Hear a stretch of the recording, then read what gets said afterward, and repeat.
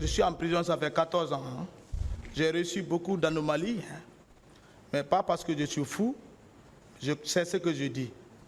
Mais parler de trop là, c'est aussi, ça fait mal à la tête. Mais cette question n'a pas été... Je n'ai plus de réponse pour ça. D'accord, je continue.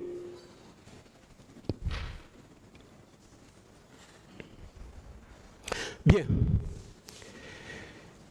En ce moment, le colonel Tchegoro rentrait ou il sortait? Et vous faisiez quoi à cet endroit? Ce que vous camouflez là, même ce que vous camouflez là, soyez clairs, sortez, rentrez. Ne camouflez pas. L'histoire est telle, vous n'étiez pas là. Vous ne faites que défendre les dits ou ce qu'il va vous dire pour se couvrir. Non. Même les gardes de M. Selou, ils viennent de passer devant nous tous. Ils ont identifié qui auprès du président d'Alain qui donnait des propos.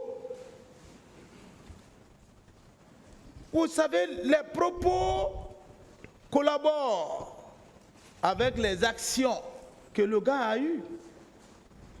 Donc ne camouflez pas, ne tournez pas. Ça a été dit ici, ce n'est pas Marcel. Est-ce que vous êtes d'accord avec moi? Vous avez poursuivi colonel Tchegoro Kamara et président Elassé Dalen Diallo, c'était pour éliminer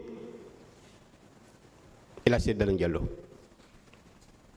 Éliminer celui Dalen Diallo, pour quel sens? Ça va me donner quoi?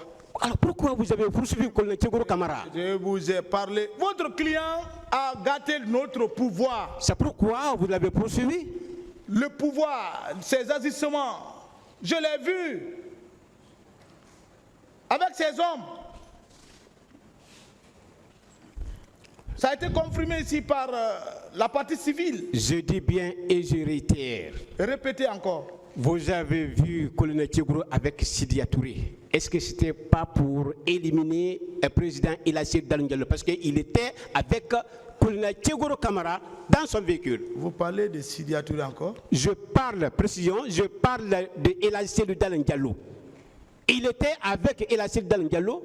Vous l'avez poursuivi jusqu'au niveau de clinique Ambroise Paré. C'était pour éliminer Elassé Dalen Diallo. Votre mission, c'était ça. Éliminer qui m'a donné l'instruction d'éliminer une personne? Un leader politique. Vous pensez que nous sommes dans un pays de rébellion? Aller éliminer une personne comme ça?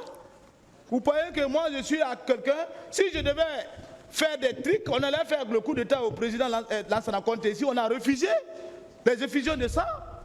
Non, moi je ne suis pas de ce temps pour aller me donner l'ordre, va éliminer telle personne. Je ne suis pas un bœuf qu'on prend par la corne. Pourquoi vous n'avez pas poursuivi commandant Toumba Diakité quand il était avec les autres leaders? Vous n'avez pas compris mes explications ici, mais je n'ai plus de réponse pour ça. Et voilà, Marcel est rentré le même moment que Toumba au Kalfa. Et pourtant, j'étais là, hein, je vous ai suivi au début jusqu'à la fin. Non, et je vous informe de passage. Vous n'avez pas suivi. Et je vous informe de passage, dans ce procès, aucun avocat, ni de la défense divisée, ni de la partie civile divisée également, aucun avocat n'est matinal dans cette salle d'audience plus que M. Keta. Donc je vous ai suivi au début jusqu'à la fin.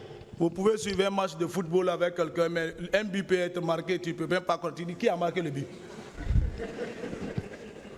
Il était un manifestant. Monsieur le Président, je continue s'il vous plaît. Doyen, arrêtez ça.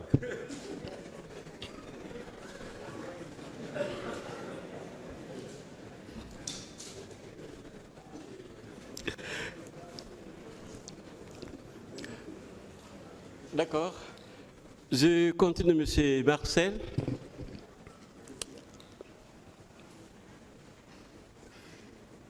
Monsieur Marcel, vous avez dit également à cette barre que le commandant Toumba Diakité vous a même donné une paire de jeeps à la tribune dans son accrochage avec les bérets rouges. En ce moment précis, vous faisiez quoi exactement à la tribune pour mériter cette paire de gifles d'un supposé chef qui te connaît parfaitement? Vous faisiez quoi? Parce que commandant Toumba, il y a une forte relation entre vous. Pourquoi il vous a donné? Pourquoi il vous a giflé à ce temps précis? Vous faisiez quoi? Je peux? Allez-y, la question c'est... Je vous dis que vous étiez là, mais votre présence était synonyme à votre absence. D'accord. Je n'ai pas dit ça et je n'ai pas de commentaire sur ça. Moi, je voulais savoir. Je n'ai pas dit ce que vous venez de dire, et ça n'a pas été dit ici, que le commandant Toumba m'a giflé à la tribune. Ça n'a pas été dit ici. Vous pouvez vérifier peut-être les vidéos, revérifier. Donc, je n'ai pas de commentaire sur ça. Je n'ai pas de réponse. Et pourtant, ça a été dit. Une autre question. Je continue, Monsieur le Président, avec plaisir.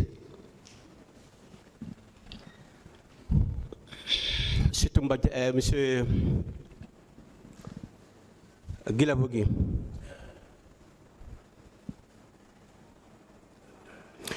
Vous êtes vanté ici, à cette barre, que les bureaux rouges qui faisaient des exactions humaines au stade, ce jour où vidaient leur boîte de chargeurs sur vous sans impact. Vous pensez que c'est vous juste, c'est invulnérable?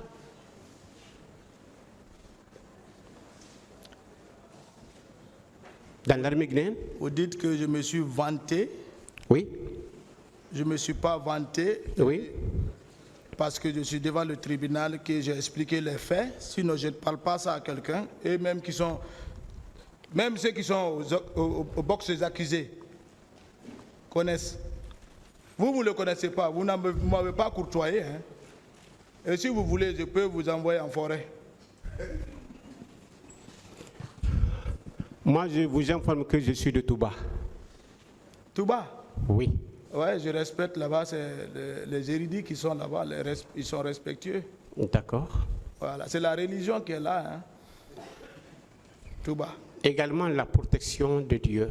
Oui, mais c'est ça, c'est Dieu qui protège. Question, s'il vous plaît. Je sais pas, il ne faut pas m'envoyer sur ce plan. Monsieur ethnique. Marcel, c'est bon.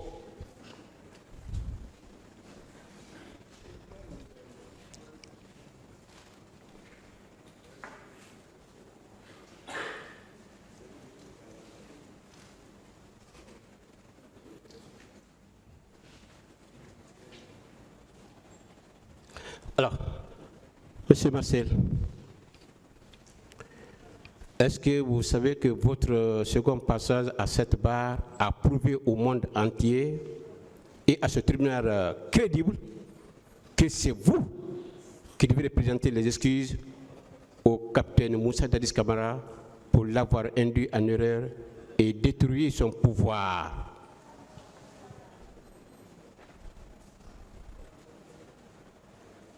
Votre question, c'est se moquer du capitaine Moussa Dadis Camara. Non.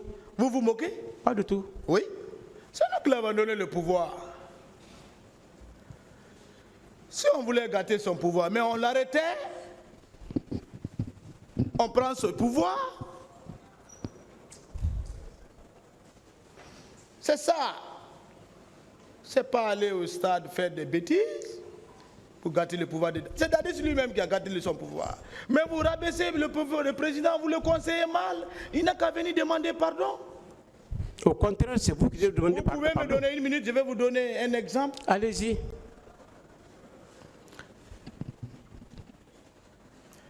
Coriolan. Moi, je lis beaucoup. Hein. Coriolan est un chef militaire de la Rome antique au 5e siècle. Vous pouvez lire dans le livre de Robert Greene qui parle des les 48 lois du pouvoir. Coriolan est un chef militaire qui a conquéri toute la Rome antique. Mais il a eu l'ambition pour le pouvoir.